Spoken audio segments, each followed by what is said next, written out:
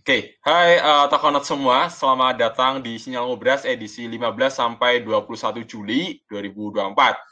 Nah, biasa ya, rutinnya kita adain Sinyal Ngobras hari Senin jam 2 siang. Nah, Tokonot bisa melihat ya live recordnya di grup Telegramnya Toko Kripto. Jadi bisa join grup Telegramnya untuk mendapatkan informasi lebih cepat dan ya tentu aja kita ada beberapa sesi pertanyaan juga yang dimana di YouTube ya itu tidak tersedia nih Tokonauts gitu. Jadi langsung aja kita mulai untuk minggu ini. Jadi minggu ini kita cukup dihebohkan ya dengan kita tahu Jerman yang terus melakukan penjualan dari 50.000 Bitcoin. Kayaknya kalau nggak salah ada seminggu apa 2 minggu gitu ya untuk penjualannya. Jadi sangat-sangat cepat untuk 50.000 Bitcoin dan jujur ini nominal yang gede banget ya untuk uh, apa perubahan ya dari kripto ke fiat ya, kripto ke bank gitu. Kripto ke fiat ya kayak apa mata uang ya gitu. Dan ini membuat kepanikan di pasar kripto saat ini yang dimana uh, Bitcoin bahkan sampai menyentuh di harga 53.000 dolar ya, sekitar segituan lah. Nah, sekarang ini sudah mencapai di harga 62 ribuan dolar per Bitcoin dan tentu ini recovery-nya sangat-sangat kencang untuk Bitcoin dan pertanyaannya kenapa nih kok market bisa recovery secepat ini gitu ya. Sesimpel ini aja teman-teman. Jadi kemarin itu kenapa turun ya karena ada FUD dan ada kepanikan pasar takutnya adalah ya kita tahu MT Gox juga belum confirm dia bakal jualannya kapan. Kemudian Jerman itu sudah memulai melakukan penjualan. Walaupun ya kalau kita bandingkan 50.000 Bitcoin dengan 21 juta Bitcoin yang beredar, sorry bukan beredar, supply maksimalnya yang beredar itu sekitar 20 juta. 20 juta koin yang beredar itu kan sangat-sangat kecil ya porsinya. Dan kenapa bisa memiliki impact sebesar itu ya karena sesimpel penjualan dengan cepat ya Tokonot dan tidak diiringi dengan likuiditas yang cukup tinggi, maka harga akan cenderung turun gitu loh. Sebagai contoh, let's say oke lah market cap Bitcoin di harga 2 triliun dolar, anggap aja deh ya, atau 1 triliun dolar. Kemudian melakukan penjualan sekitar 10 billion dolar, anggap aja deh dalam bentuk Bitcoin. Nah, itu kan kecil ya, kurang lebih sekitar 1%-nya doang. Nah, kenapa bisa turun ya? Karena ada kepanikan tadi. Jadi selain si Jermani jualan, diiringi juga dengan beberapa kepanikan pasar. Mungkin ada venture capital yang jualan, ada juga miners, ada juga beberapa trader ya, atau bisa kena likuidasi untuk yang trading di derivatif itu juga mempengaruhi. Atau ini yang paling menurutku itu paling berpengaruh ya, yaitu adalah penjualan dari orang-orang yang kena likuidasi di DeFi gitu. Sebagai contoh, uh, kita punya aset Ethereum deh katakanlah ya. Kita beli di 3.500 dolar per Ethereum. Kemudian kita pinjem 3.000 US dollar, anggap aja deh ya, 3.000 US dollar. Nah, kan ada selisih margin apa ya? Selisih margin sekitar 500 dolar. Nah, aset itu akan terjual secara paksa di spot ya, itu ketika dari 3.500 dolar itu turun sampai ke 3.000 sekian dolar gitu loh. Jadi aset yang dijaminkan tadi akan hilang gitu loh. Dan ini akan membuat kepanikan pasar ya. Tentu sebagai DeFi mereka akan jual asetnya untuk menghindari kerugian DeFi-nya ya. Ya kayak let's say ya tidak mencukupi lah untuk menanggung floating loss dari jaminannya. Nah itu juga sangat berpengaruh. Kenapa kemarin itu market sangat-sangat turun ya, itulah kurang lebih. Nah, aku bakal share screen nih ke teman-teman semua. Teman-teman boleh lihat di um, apa namanya toko news ya untuk beberapa beritanya atau boleh juga lihat di sosial medianya Toko Kripto ada di Instagram ya itu biasanya akan diupdate beberapa berita-berita yang paling terbaru ya. Kemudian ada lagi ya, kita tahu Trump yang kena door ya, kena kupingnya, yaitu salah satu tragedi yang menurutku tuh ini ya, ya kita tahu lah kebebasan HAM di US itu sangat-sangat terbuka sekali ya kan. Bahkan untuk kepemilikan senjata api pun ya di sana mereka legal asalkan dengan persyaratan gitu loh. Persyaratannya apa ya? Ya kayak surat. Kalau di kita tuh perbankin itu ngeluarin legal untuk kepemilikan senjata tertentu kalau di Indonesia loh ya. Tidak semua orang sipil boleh megang. Itu kurang lebih. Cuma instansi-instansi tertentu aja. Nah, karena di US itu sangat-sangat terbuka ya untuk kepemilikan itu ya, tak rasa agak ngeri ya teman-teman ya, di mana pengunjungnya ada banyak banget gitu ya, dan ya kita tahu sana legal ya udah sangat berbahaya gitu loh. Nah, aku tunjukin ke teman-teman. Jadi ini ada Toko News ya. Toko News ini memberikan beberapa berita ya yang update. Mungkin Toko Notes bisa melihat, ya boleh di-compare dengan beberapa media news lainnya untuk mendapatkan konfirmasi apakah ini tuh legit atau enggak ya, kalau lebih seperti itu. Karena point of view-nya sudah mungkin ya akan sedikit berbeda gitu loh ya. Dalam artian berbeda ya, setiap penulis memiliki analisanya masing-masing, kalau lebih seperti itu. Nah, ini ada beberapa berita yang terbaru seperti Bitcoin tembus ke $62.000 ya. Terus kemudian ada lagi Dox ya, yang coba ngecek Dox, ini token yang rame di Telegram tuh juga bisa tuh ya dicek tuh ya. Walaupun memang Dox tidak listing di toko kripto ya, ya kita memberikan beberapa berita-berita yang cukup terbaru lah gitu. Kemudian ada lagi JP Morgan ya, prediksi kebangkitan Bitcoin dan altcoin. Dari segi informasi aja, di kuartal 3 ini aku sebenarnya buat riset ya, Tokonauts. Jadi riset terkait dengan ya kuartal 3 ini gimana. So far sih kalau dari aku pribadi bullish ya. Karena ada beberapa berita yang cukup mendukung untuk pergerakan harga Bitcoin mengalami kenaikan. Salah satunya adalah si Jerman sudah selesai jualan ya secara agresif, terus kemudian FTX yang dia bakal refund ke krediturnya, kreditur yang kena dampak ya, FTX kemarin bangkrut.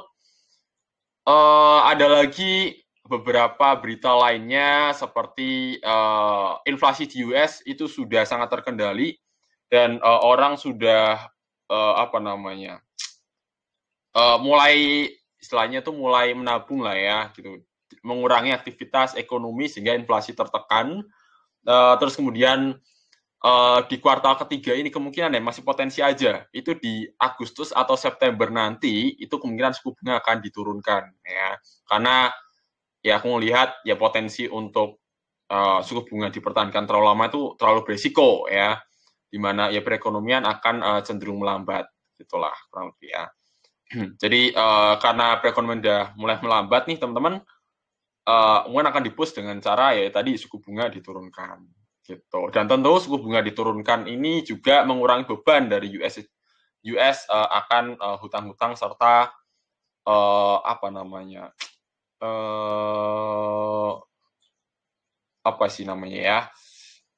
hutang, terus kemudian juga pinjaman ya, bunga pinjaman terlalu tinggi. Nah, itu juga berbahaya untuk masyarakat di US gitu. Kemudian ini ada akumulasi ya, pertanyaannya kenapa Bitcoin nge-pump juga salah satunya akumulasi sih gitu ya.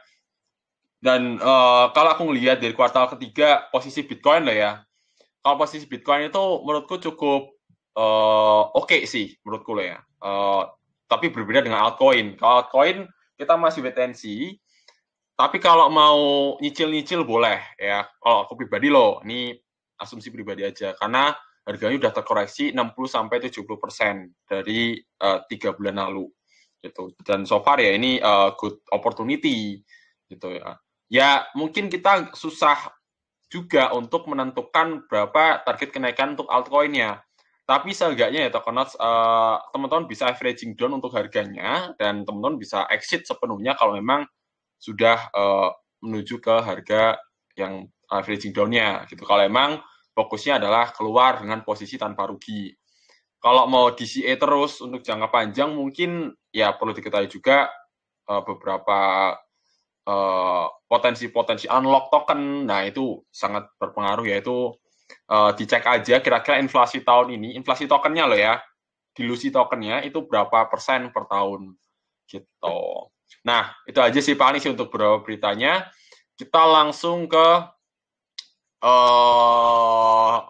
potensialnya ya, apa namanya, koin-koin yang berpotensi bullish sama bearish di minggu ini gitu ya. Disclaimer loh, ingat loh ya, disclaimer karena ini lagi lumayan ramai juga. Disclaimer ini analisa pribadiku aja, oke? Tidak ada ajakan beli atau jual. Ini udah ada ya disclaimer di bawahnya, udah jelas banget.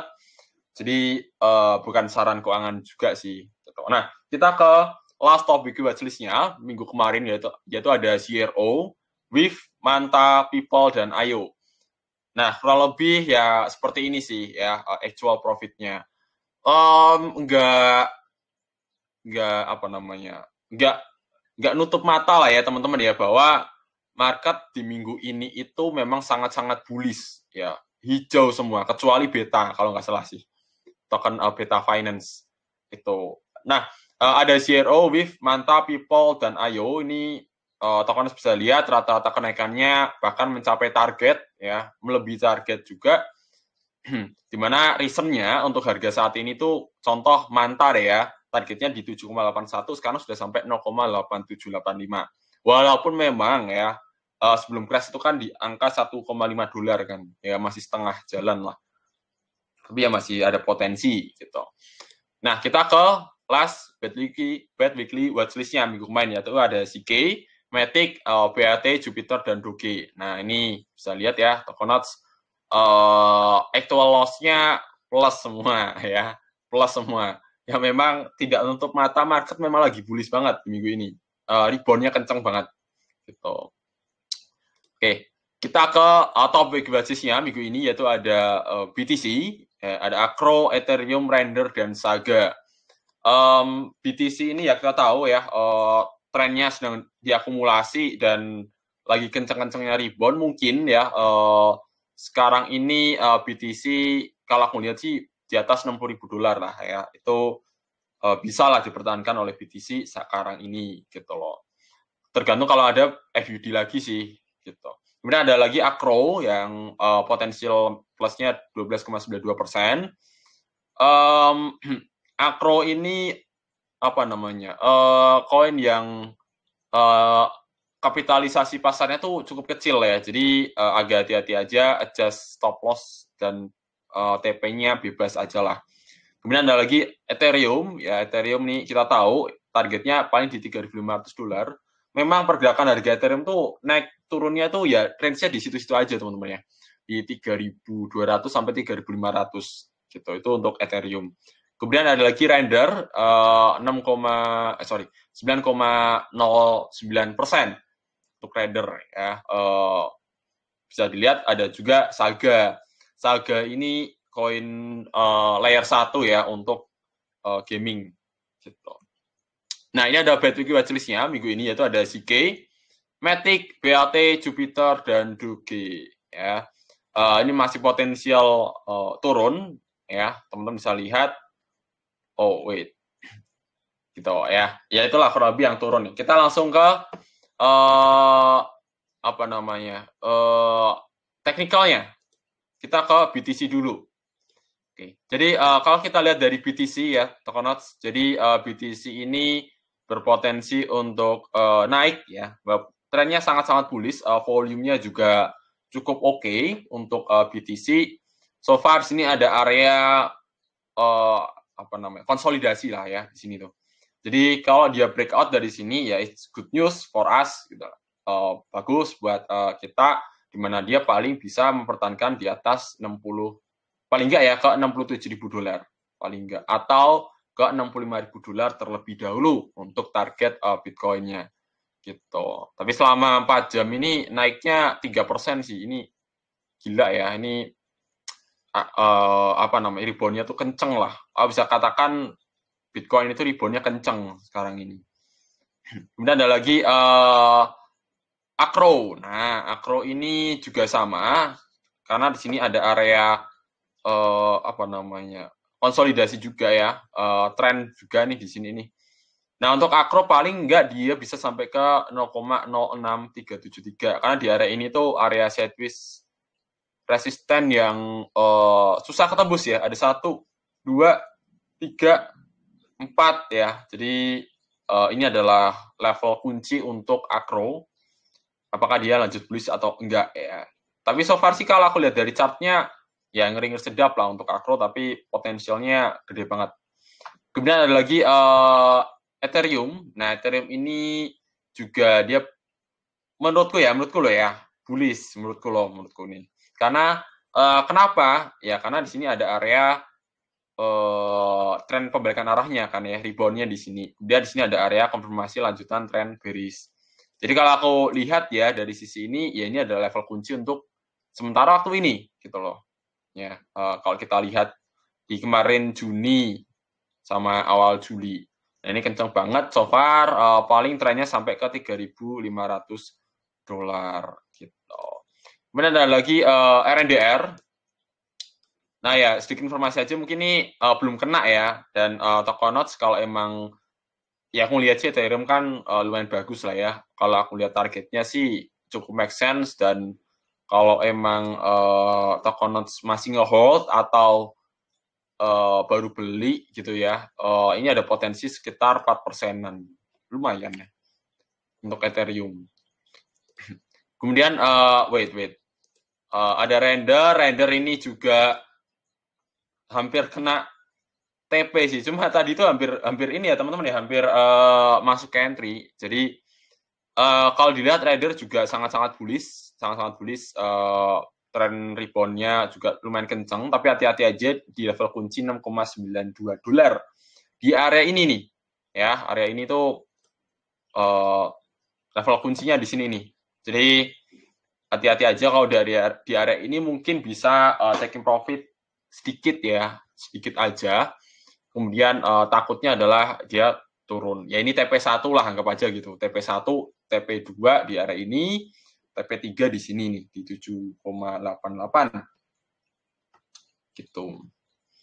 Kemudian ada lagi Saga. Nah, Saga ini masih dalam tren sebenarnya lumayan bullish, lumayan loh ya. Karena kalau teman-teman tahu ini ada bentuk pola, ya mungkin Tokonots tahu ya, mungkin loh ya. Gitu. Itu adalah inverse head and shoulder, oke. Okay? Jadi harusnya tuh di sini, dia harus naiknya ke sini harusnya ya. Cuma ini ada potensial dia bisa naik lagi ke sini sih.